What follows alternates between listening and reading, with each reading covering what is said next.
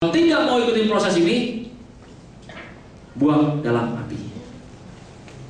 Kalau kita mau hidup kita berbuah-buah, sudah sangat jelas. Yang kedua tadi kita harus ikutin proses ini. Dan yang ketiga, kalau kita mau hidup kita berbuah dan memuliakan Bapa kita di surga, yang ketiga kita akan baca dari Yohanes 15 ayat 4 sampai 6. Yohanes 15 ayat 4 sampai 6. Tinggallah di dalam aku dan aku di dalam kamu. Sama seperti ranting tidak dapat berbuah dari dirinya sendiri kalau ia tidak tinggal pada pokok anggur. Demikian juga kamu tidak berbuah jikalau kamu tidak tinggal di dalam aku. Akulah pokok anggur dan kamulah ranting-rantingnya. Barang siapa tinggal di dalam aku dan aku di dalam dia, ia berbuah banyak. Sebab di luar aku kamu tidak dapat berbuat apa-apa. Barang siapa tidak tinggal di dalam aku, ia dibuang keluar seperti ranting dan menjadi kering. Kemudian dikumpulkan orang dan dicampakkan ke dalam api lalu dibakar. Jikalau kamu tinggal di dalam aku dan firmanku tinggal di dalam kamu, mintalah apa saja yang kamu kehendaki dan kamu akan menerimanya. Firman Tuhan sangat jelas katakan bahwa tinggal di dalam aku. Jadi yang ketiga, kalau kita mau hidup kehidupan kita berbuah sehingga kita memuliakan Bapa kita di surga, tinggal di dalam Kristus. Tetap tinggal dalam Kristus. Bukan cuma kita percaya Yesus sumber kehidupan kita. Bukan cuma kita mau hanya diproses selesai sampai situ, tapi kita tetap harus tinggal di dalam Kristus, tinggal di dalamnya. Firman Tuhan ini sangat jelas. Ketika ranting-ranting anggur ini melekat, menyatu menjadi bagian pokok anggur, ranting-ranting ini membutuhkan vitamin-vitamin, betul? Daun-daun dari pohon anggur ini membutuhkan makanan tidak? Butuh makanan. Butuh vitamin-vitamin yang dari tanah disedot. Apakah rantingnya cari sendiri, saudara? Tidak. Dari mana ranting ini mendapatkannya? Ketika dia melekat dengan pokok anggur. Pokok anggur ini yang mensuplai semua kebutuhannya kepada ranting-rantingnya. Dia membutuhkan makanan, pokok anggur ini yang sedot dari tanah, diambil sisa-sisanya diberikan kepada ranting-rantingnya. Apa yang dibutuhkan oleh ranting-rantingnya diambil dan diberikan oleh pokok anggur yang benar ini. Begitu pula kehidupan kita. Ketika kita tinggal di dalam Kristus, di dalamnya, apapun kebutuhan kita, masalah ada, tetapi kita tidak boleh dikuasai oleh masalah, tetapi kita yang menguasai masalah tersebut. Ketika tinggal di dalam pokok anggur, kebutuhan kita, apa yang menjadi kebutuhan kita? Setiap kita punya kebutuhan yang berbeda-beda. Tetapi Yesus sumber kehidupan itu, pokok anggur yang benar itu yang akan menyiapkan segala kebutuhan kita. Amin? Amin? Siapa yang mau seperti itu anak-anak? Biar Tuhan yang mencukupkan segala sesuatunya. Sama-sama katakan, tinggal di dalam Kristus. Seperti ranting yang tinggal, dia bukan hanya nempel, tapi dia melekat. Dia membutuhkan apa yang dia butuhkan, Tuhan sudah siapkan. Dia tinggal melekat di dalamnya. Begitu dengan kehidupan kita, kita harus melekat di dalamnya. Dan jangan sampai kita melupakan ini. Ini suatu kasih karunia. Kita selama ini berpikir kita mau berbuah, kita melatih diri kita. Kita mungkin berdoa puasa supaya aku sabar, berdoa puasa supaya aku punya karakter yang baik, berdoa puasa supaya aku bisa setia, berdoa puasa supaya aku bisa hidup di dalam sukacita, berdoa puasa supaya aku bisa hidup di dalam kasih Tuhan. Tetapi kabar baik pada sore hari ini sangat jelas.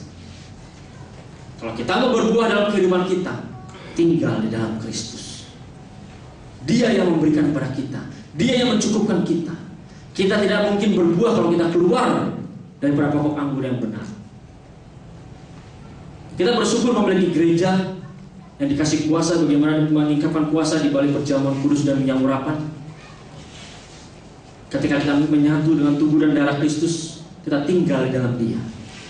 Sangat jelas dikatakan dalam Yohanes 6 ayat 56, barang siapa makan dagingku dan minum darahku, ia tinggal di dalam aku dan aku di dalam dia. Sangat jelas ketika kita menyatu dengan tubuh dan darah Kristus, kita tinggal di dalam Dia. Tetapi apakah cukup sampai di situ?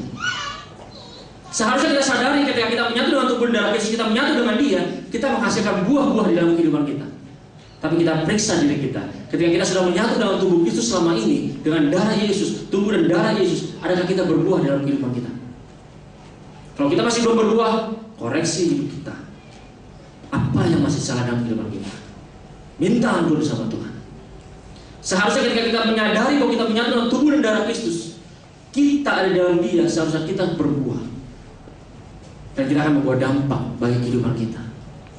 Ketika kita tinggal di dalam Dia, kita menyatu dengan Dia, kita akan menjadi kesukaannya. Hidup kita akan dicintai oleh Tuhan. Hidup kita akan membawa dampak bagi sekitar kita. Saat dalam perjamuan kudus ini, seringkali orang bilang, aku cukup perjamuan kudus tapi dia tidak mau berbuah. Aku cukup perjamuan tapi dia tidak memiliki karakter yang benar. Hanya dia berkata bahwa ketika aku menyatu dengan tubuh dan darah Yesus, apapun yang aku minta akan diberikan. Ayat 7 begitu berkata. Ketika tinggal dalam Yesus, apapun yang aku minta akan diberikan. Jikalau kamu tinggal dalam aku dan firmanku tinggal dalam kamu. Seringkali tahunya tinggal dalam Yesus, tapi firmanku yang dilupakan. Oke, kita menyatu dengan tubuh dan darah Yesus, tetapi adakah firman Tuhan tinggal dalam kita? Bukannya firman Tuhan tinggal dalam kita, kita hanya dengar, kita hanya baca, tetapi kita lakukan. Betul, saudara? Lakukan firman Tuhan.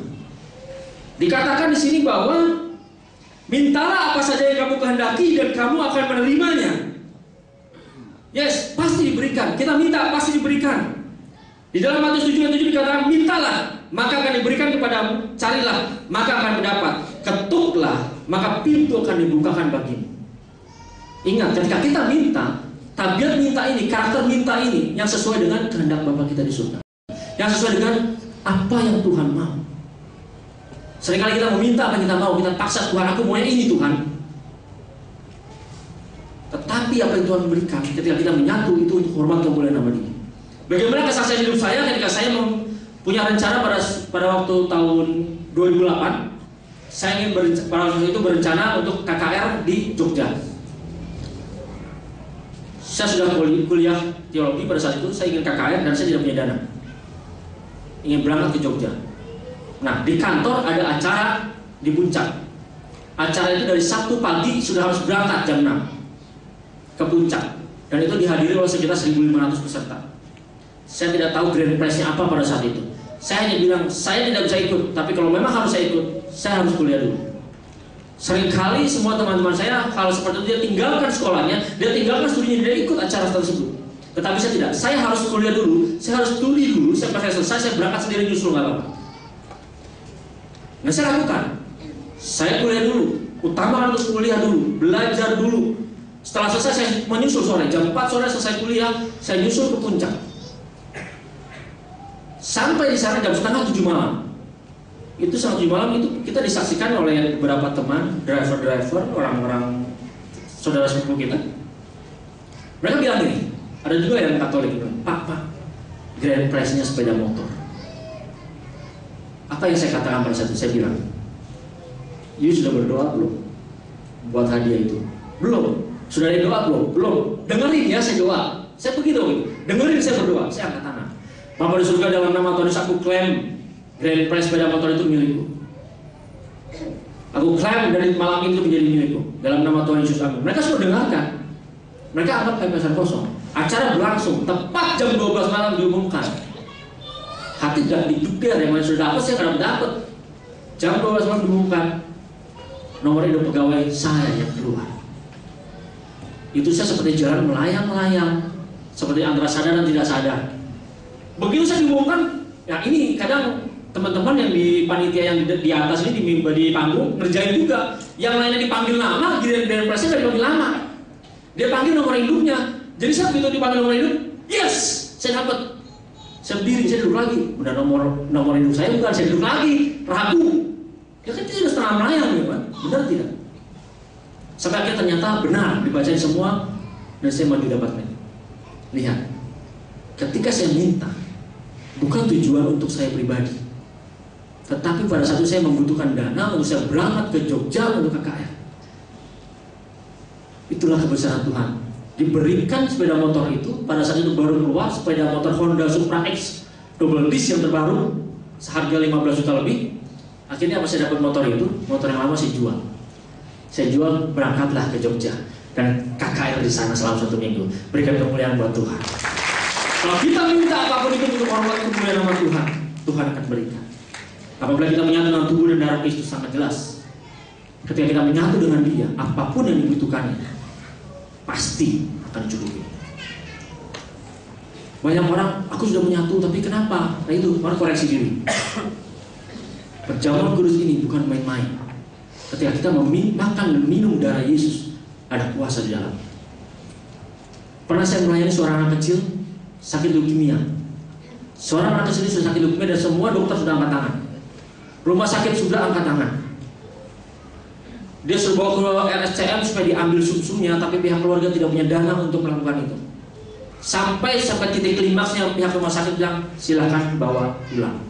Dari pagi tidak sadar, badan sudah kuning semua, akhirnya dingin, nggak sadar. Anak kecil ini kasihan sekali umurnya. Pada saat kecil-kecil umur itu dia mau hidup, dia mau main gitu kan. Saya kerja jam 5 sore, saya dijemput dan saya berangkat ke desa itu di Karawang. Itu 3 jam perjalanan. Jam 5 berangkat, jam 8 malam baru sampai. Langsung di rumah sakit. Dan di rumah sakit itu bukan lagi di ruang ICU, bukan lagi di ruang UGD, tetapi di kamar isolasi paling belakang. Udah dianggap udah nggak ada harapan. Dokter sudah bilang angkat tangan, bawa pulang saja, tinggal tunggu waktu. Darah merah sudah berkurang terus, darah putih sudah berkurang.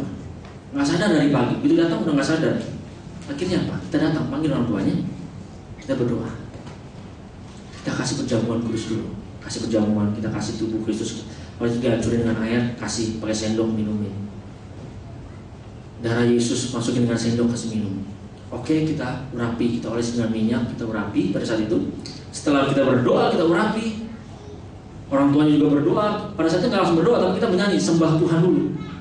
Tuhan gerakan pada malam itu saya menyembah Dia dulu, kita berdoa, kita urapi, tungguin 15 menit. Apa yang terjadi saudara?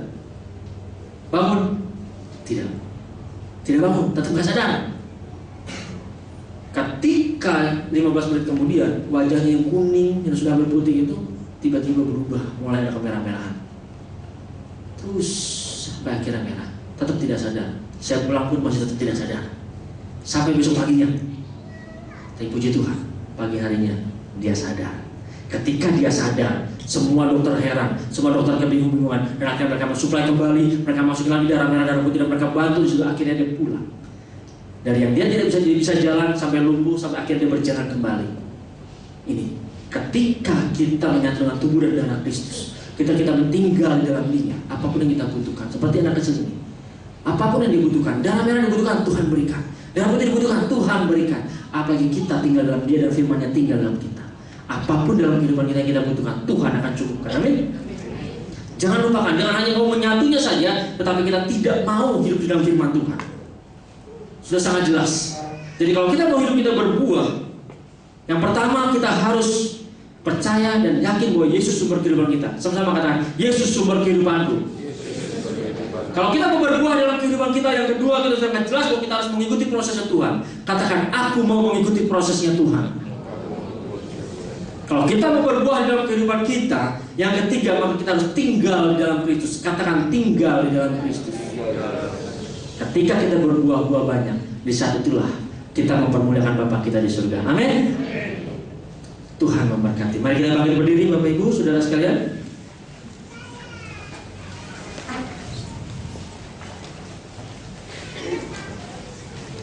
Terima kasih Tuhan buat firman-Mu yang menguatkan kami. Untuk firman-Mu Tuhan pada sore hari ini membuat kami mengerti bahwa hanya kasih karunia-Mu saja. Ketika di dalam Engkau Tuhan kami dapat berbuah dan kami dapat memuliakan nama-Mu Tuhan. Bukan karena kuatan gagah kami, bukan karena kepintaran kami, bukan karena kekuatan kami, bukan karena kemampuan kami Tuhan, tetapi karena Engkau satu-satunya Tuhan yang membuat kami dapat berbuah dalam kehidupan ini, sehingga kami bisa memuliakan nama-Mu di surga Tuhan. Terima kasih Bapa, terima kasih Tuhan Yesus untuk kebenaran-Mu pada sore hari Bapa yang telah kami dengar. Kami percaya Tuhan, setiap umat-Mu yang mendengarnya pada sore hari Tuhan, mereka diberkati. Dan kami percaya Tuhan, ketika mereka tinggal di dalam Engkau, ketika mereka percaya bahwa Yesus sumber kehidupannya, mereka tidak akan terlena dengan tawaran-tawaran dunia ini. Ketika mereka percaya bahwa Yesus sumber kehidupannya, mereka akan menjaga hidupnya dan berhati-hati terhadap semua tawaran-tawaran yang ada Tuhan. Tantangan ada, masalah ada, tetapi ketika mereka percaya bahwa Yesuslah sumber kehidupannya, mereka dapat mengatasinya. Terima kasih Tuhan Yesus, terima kasih Bapa. Dan kami rindu Tuhan, kami tetap mau tinggal mengikuti dengan setia setiap proses kehidupan yang berangkal Tuhan, mengikuti proses-proses kehidupan itu Bapa. Mampukan kami Tuhan untuk tetap tinggal di dalam proses itu Tuhan, untuk tetap tinggal mengikuti proses itu Bapa. Kami tahu Tuhan memang menyakitkan, Tapi kami percaya Engkau memiliki rancangan-rancangan yang indah dalam kehidupan kami. Karena masa depan kami dalam Engkau adalah masa depan yang penuh harapan bersama dengan Engkau Bapa. Terima kasih Tuhan Yesus. Dan kami tahu saat ini Tuhan, ketika kami harus berbuah adalah kami harus tinggal di dalam Kristus. Dan kami percaya Bapa, ketika kami tinggal dalam Kristus, apapun kebutuhan kami akan Kau cukupkan. Masalah boleh ada Tuhan, tapi kami percaya Engkau memberikan jalan keluar bagi kami Tuhan. Engkau melihat setiap hati umat-umatmu di tempat ini Tuhan. Engkau melihat hati setiap anak-anakmu di tempat ini Bapa. Apapun yang mereka hadapi pada saat ini Tuhan, apapun yang mereka sedang gumuli saat ini Bapa, bahkan sakit penyakit sekaligus Tuhan, kami percaya Tuhan Yesus sudah menyembuhkannya oleh darahnya pada saat ini. Apapun masalah mereka Tuhan, tantangan mereka dalam ekonomi, kami percaya Tuhan Yesus sudah memberkati mereka. Terima kasih Bapa. Terima kasih Tuhan Yesus, Engkau mengingatkan kami dan Engkau mengajarkan kami supaya kami berbuah di dalam kehidupan kami pada saat itu. Dan di dalam tahun 2012 ini kami akan menjalani tahun-tahun ini bersama dengan Engkau Tuhan. Dan kami tetap tinggal di dalam Engkau Bapa, sehingga kami menghasilkan buah di dalam kehidupan kami, sehingga kami bisa membawa dampak bagi setiap kehidupan sekitar kami, membawa dampak bagi keluarga kami, membawa dampak bagi teman-teman sekitar kami, membawa dampak bagi sekitar lingkungan kami Tuhan. Sehingga nama Bapa yang dipermuliakan dalam kehidupan kami Bapa. Hanya nama-Mu yang dipermuliakan Tuhan. Dan agar nama-Mu dipermuliakan itu dengan kami berbuah di dalam Engkau Tuhan. Terima kasih Bapa. Terima kasih Tuhan Yesus. Berkati setiap umat-Mu yang hadir pada sore ini Tuhan. Kami percaya siapapun yang sakit sudah sembuh pada sore ini Tuhan. Siapapun yang terikat sudah dilepaskan di dalam nama Tuhan Yesus. Siapapun yang terbelenggu sudah dibebaskan dalam nama Tuhan Yesus. Terima kasih Bapa. Terima kasih Tuhan Yesus. Semua yang diberkati katakan amin.